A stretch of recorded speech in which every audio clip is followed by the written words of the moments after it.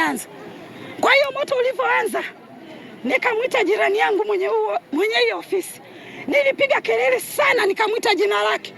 Ndio alipokuja akatoka, na watu wote wametoka. Ndio wakaja kuanza kuokoa hivi vitu vyote mnavyoviona vimeokolewa na wanaume. Na bado askari anatumia nguvu baada kutumia akili.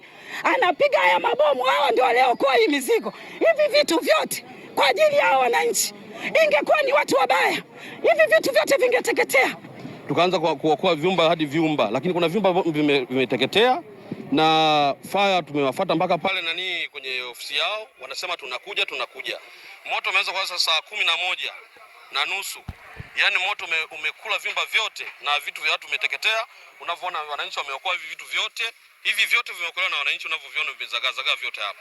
Wangekuja wakauliza shida ni nini, lakini tumepigwa mabomu, miungurumo, wengine na pressure, wengine vilema, watoto na wazee. Kwa hiyo hivi vitu vimetuumiza sana.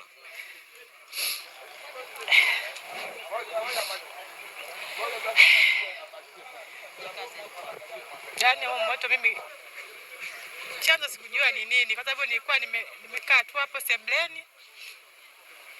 Naingia chumbani sasa kuwasha taa, nikaona taa ikawa inapiga shoti. Baada ya hapo nikawa nimeona moto. Nikazima la kaka, nikatoka nje.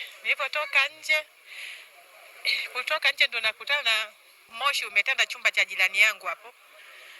Hivyo nikawa tu nimetoka, nikawaita watoto watoke ndani, na mume wangu alikuwa hapo, nikamuita, jamani tokeni moto. Nikatoka nje, nikaanza kupiga kelele huku nje, nikaita watu, jamani njoo mtusaidie moto huku kwetu moto.